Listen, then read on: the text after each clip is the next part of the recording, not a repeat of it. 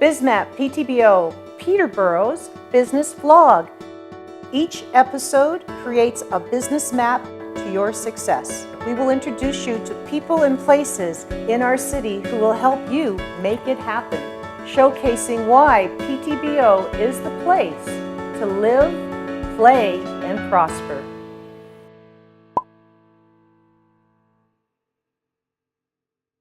Hi, and welcome to BizMap Ptbo. I'm your host, Sophie Andrell. Today we're going to talk about video and your business. And who's going to be sharing with you their expertise?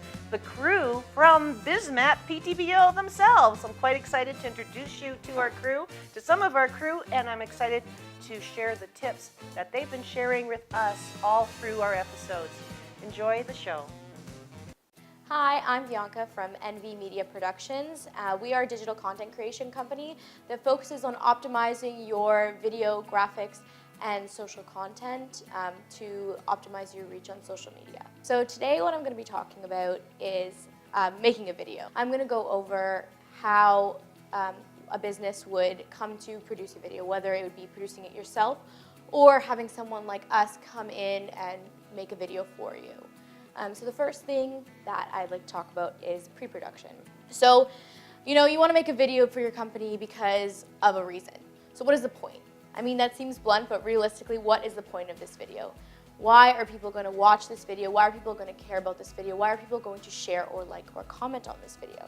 And so once you decide your video focus and once you decide the point of your video, then you can move forward onto the video concept. An example of the point of a video would be to show that your company is trustworthy, to show that your employees care about what you're doing, and they're not just working there because they have to, they're working there because they love your company and they love your brand. The next thing that I think you would think about in pre-production is what your visuals for the video are. So video can't just be a talking head. That can be interesting if you're a good speaker, but mostly videos need, especially when showcasing a company or business, other visuals. So are you going to be showing your space if you have a space? Are you going to be showing your product? Which employees are you going to be showing? And in what capacity are you going to be showing them? So are they going to be working? Or are they going to be moving around, talking to a customer? What are you going to be showing in this video and why is that important? Because your visuals are the reason why people are watching this video. They want to actually see something interesting and visually appealing. So why I think pre-production is so important is because before you create a video, knowing all those things will make it significantly more impactful and also easier to shoot and edit.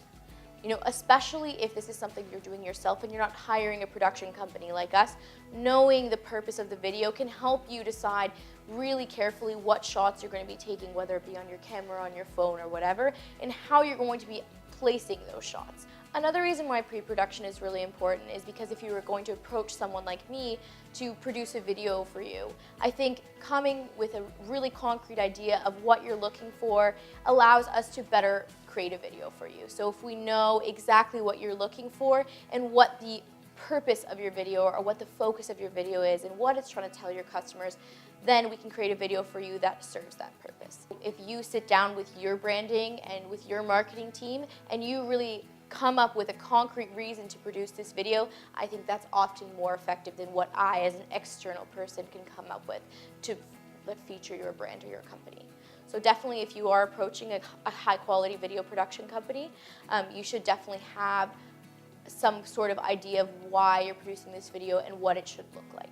I think that'll just help you get the most value for your money and also get a video that you're going to be more happy with.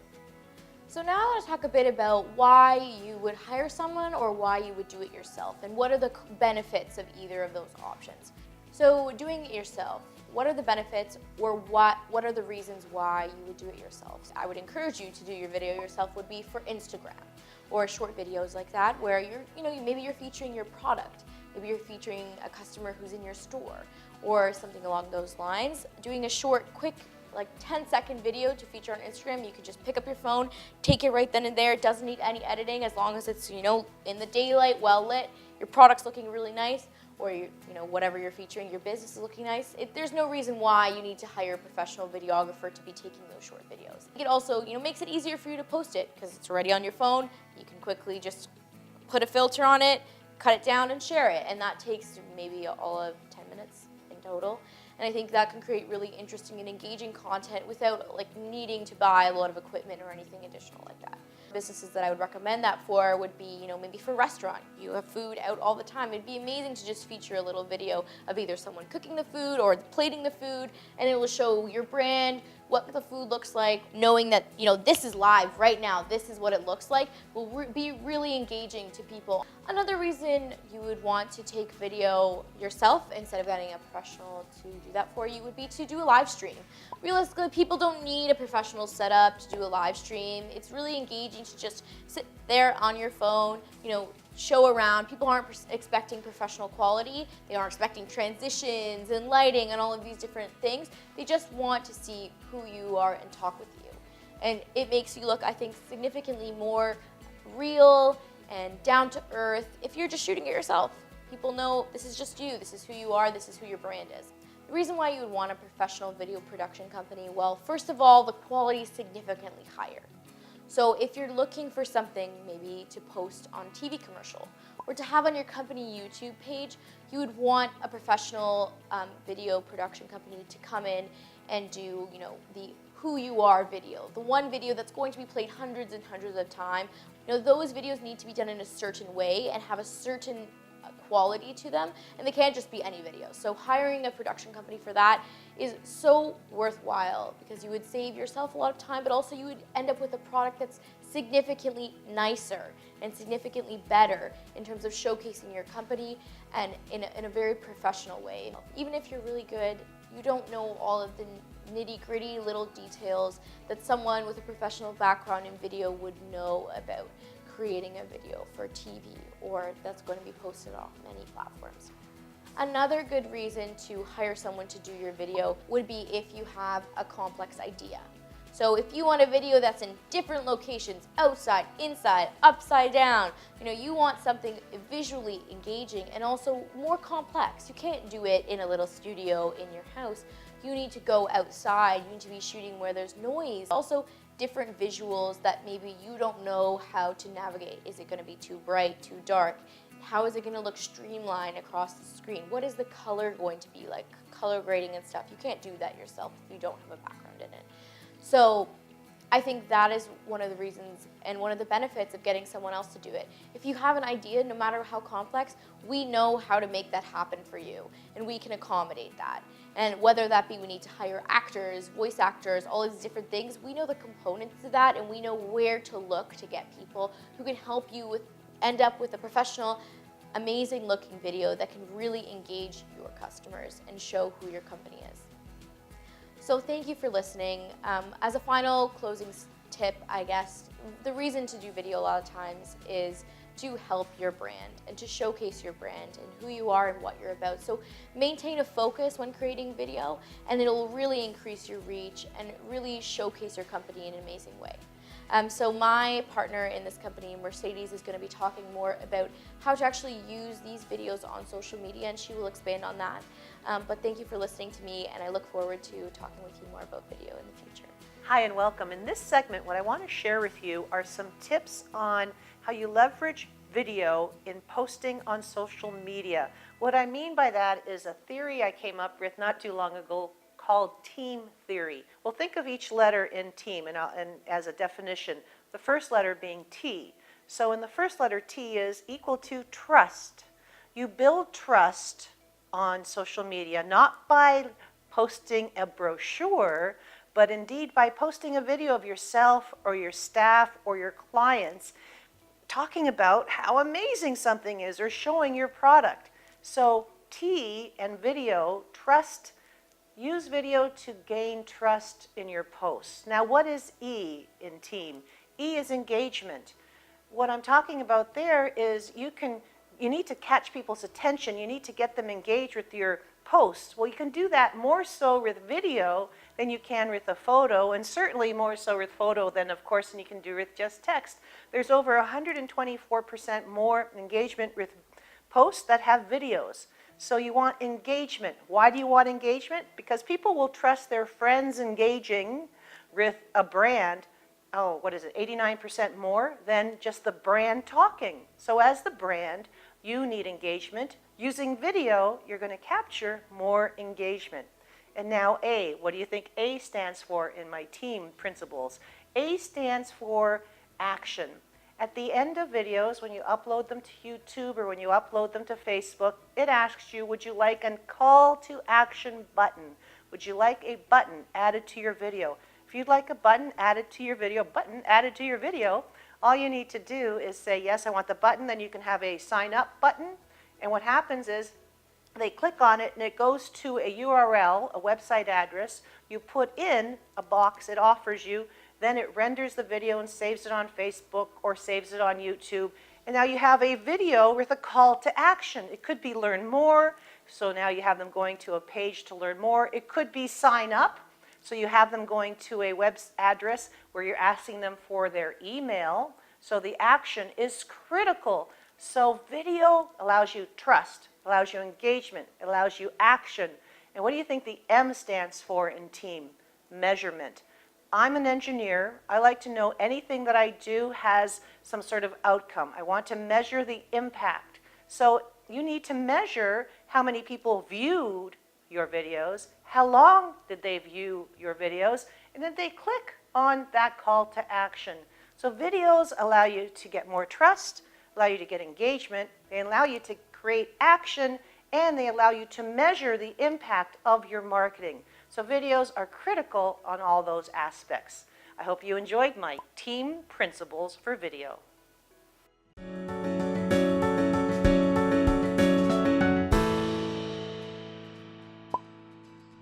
Hi, I'm Mercedes. I'm one of the co-founders and content creators for NV Media Productions, and today I'm here to talk to you about how to optimize your videos for social media.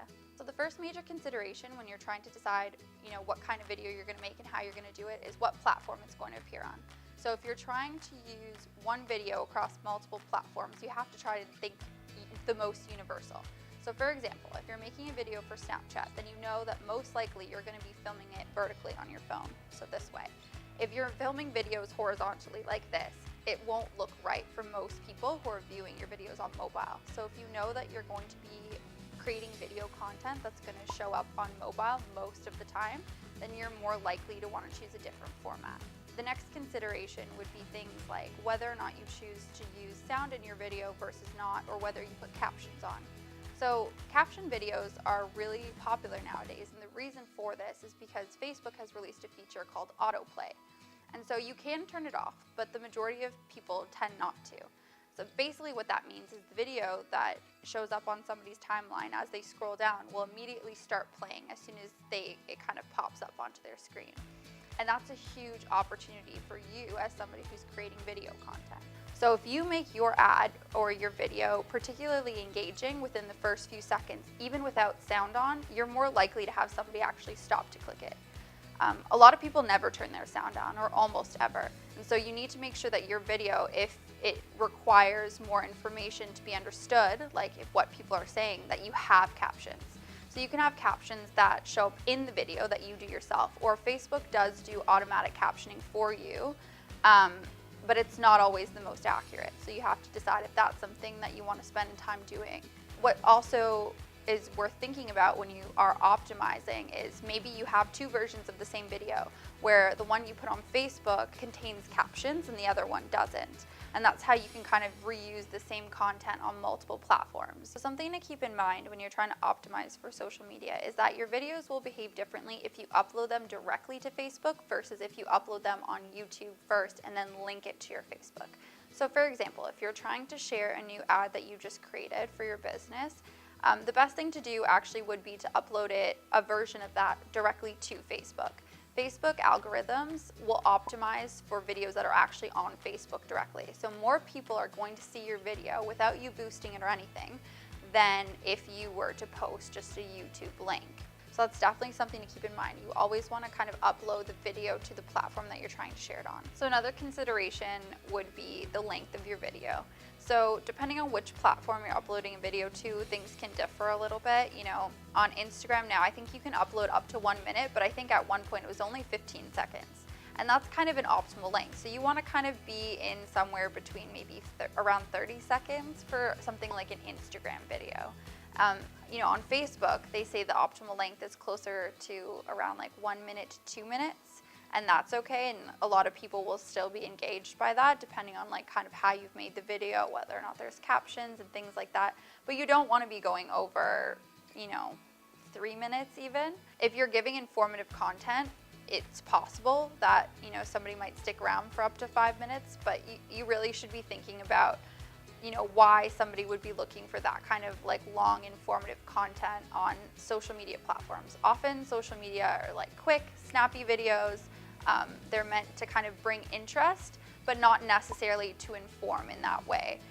You're more likely to find a home for content like that that's a little bit longer, a little bit more in depth on something like a YouTube channel. For example, if you're going to a spa and you're curious about some of maybe the procedures that they provide, you're not likely to watch a 10-minute video on Facebook, and they're not likely to post one of a really in-depth explanation of exactly what they're doing step by step. However, they might have a YouTube channel where that's the kind of content that they actually do post, and they give you in-depth information. It makes you more likely than as a consumer who's very informed about the product to want to actually go forward and maybe spend that money. So you have to keep in mind, you know, who is the audience that's likely to see that video? You know, are you making a more general video for everyone, a quick, you know, soundbite on something new? Or are you making something that's informative and in-depth and maybe belongs somewhere else, like maybe YouTube? So something to take advantage of when you're thinking about like what kind of videos to put out is live streaming. So you can live stream on a lot of different platforms now. You can do it on Facebook, you can do it on Instagram. So the appeal of live streaming is a couple of different things. The first is that you don't need much equipment, and you don't need, you know, an entire professional production crew. You can, you know, set up a tripod if you need one, put your phone in there, and just kind of go. That's all you really need. And so the benefits of that are easy. It's very informal. You can kind of do it whenever you want, wherever you are, as long as you have Wi-Fi or data. And what's actually the most exciting part about it is that it notifies all of your followers, or a lot of them, that you're actually going live. So that means that, you know, people that, you know, follow you on Instagram, let's say, for example, will get a notification that says, you know, this person is going live, and that might trigger their interest. I know that when I follow a lot of people on Instagram, I love seeing when they're going live, and often I'll actually click on them and see what they're up to in that moment. You know, it's an easy way to kind of interact and engage with the people that follow you or your customers, and it's something that you can take 5 minutes and do. You can do it every night, you can do it once a week at a set time. There's tons of ways to kind of use live streaming to your advantage. One final thought on live streaming would be that you have to choose your platform a little bit carefully. So if you want to live stream and have your live stream saved, that way maybe people can watch it back later, you might want to try live streaming on somewhere like YouTube or Facebook, where they actually do save the video for you. If you live stream on Instagram, as soon as you're done, the video has completely disappeared, so you can't save it anymore. So that's something to keep in mind when you're trying to decide if it's something worth keeping, or if you're okay with it just kind of disappearing after it's over. So a really good halfway point between actually shooting video and a photo is something called like a living photo, or an app for that now is called Boomerang. So Boomerang integrates right into Instagram. And basically what you do is you take like, I think it's like a 2-second video, and the video kind of just plays on loop. So you get to have the movement and like catch interest, you know, like a video, but it's actually really, really easy to create and can be done kind of right in Instagram. So a couple of the apps that you can use for something like this, one of them is Boomerang, like I said, that's integrated right into Instagram. Another one is called Hyperlapse, which kind of does like a time lapse like you would do on a camera. You can do one called GIF.me, which creates GIFs really easily, and you can just kind of upload the photos right there into the app and make one right away. So there's a lot of options to do. A lot of them are on smartphones, but you can do them also on like an iPad or a tablet, and they're really easy, and it's a nice in-between, and is pretty simple to create and has a lot of the same impacts and benefits that you would get from video, but are just a little bit quicker. So I hope me sharing some of this information with you today has been helpful as you go about, you know, optimizing your videos for social media or thinking about creating videos.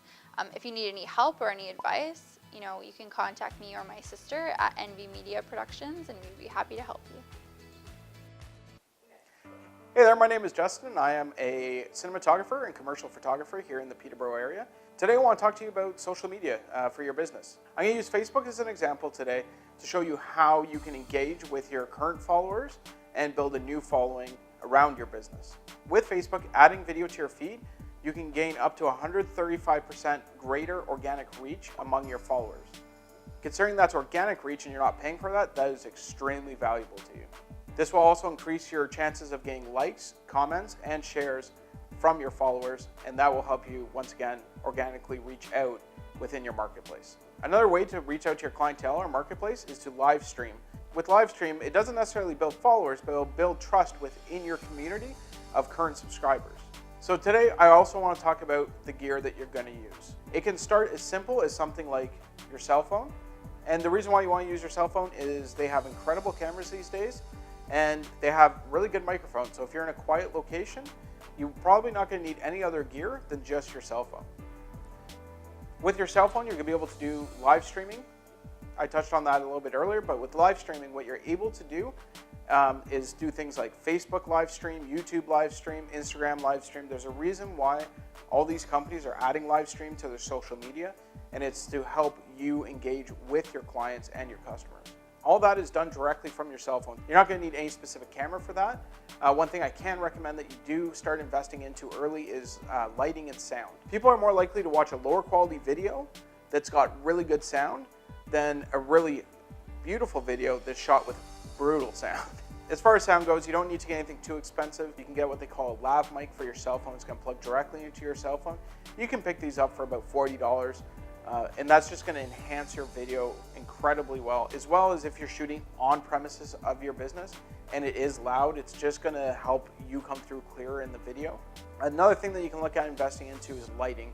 Lighting is going to help the look of your video quite a bit. Lighting will actually increase your video quality over any camera that you're going to buy. Is probably the second most important thing next to sound.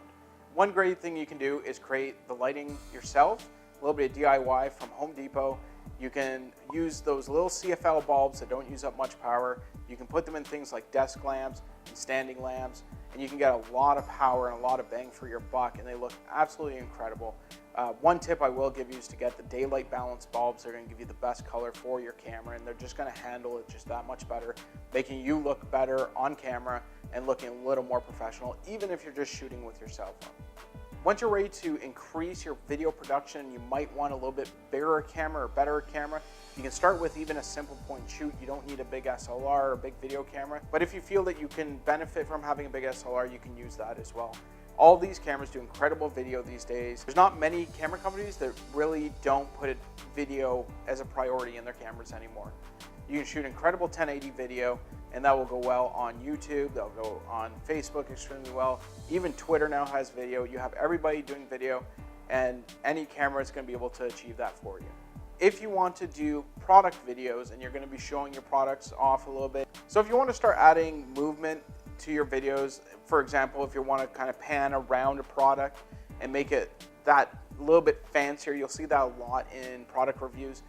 What you can get is things like a Steadicam or slider. The slider is probably the easier of the two to use. The Steadicam does take a bit of time to learn, but has incredible production value in the end.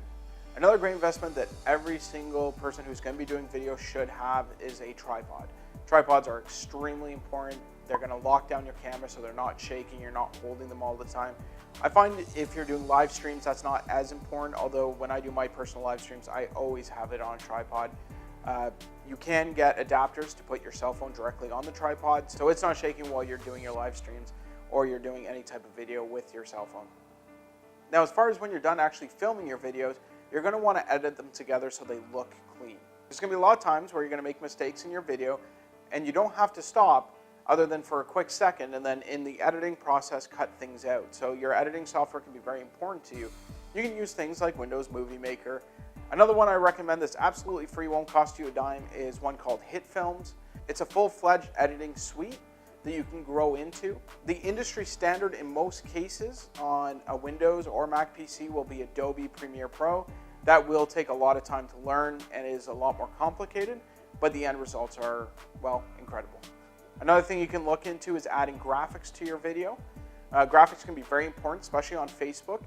When the video may be silent, you may want to have text popping up so when people see it, it grabs their attention, maybe makes them click so they can hear the sound. For something like that, you're going to need Adobe After Effects to add the text over top. If you're using Premiere Pro, if you're using HitFilm, that's all included in the one package. So if you're a business and you want to start shooting video and you want to start with a basic budget, the things I would recommend is start shooting with your cell phone. You probably already got one in your pocket, and getting your editing software, something like HitFilms that's absolutely free, or Windows Movie Maker. These are free software that you can use, and it will definitely get you a great start in being able to put something together. Another piece I would add to that beginner package is just one of those little tiny lav mics. Like I said, very inexpensive. They're about $40, and it's really going to put your video quality through the roof. To have a lav mic or a good microphone, it's going to bring your video above and beyond about 90% of other video content creators. To wrap things up, one thing I am going to say to you is there's two types of businesses out there. There's the type that are doing video and are successful with it, and there's the type that will be using video. If you have any questions, you can always reach out to me directly on my website, which is focusandplay.ca. And thanks for coming by and spending some time talking about video. I hope you enjoyed the show on video, how you can leverage video in your business, and I hope you enjoyed meeting some of the crew from BizMat Ptbo. Thank you for watching.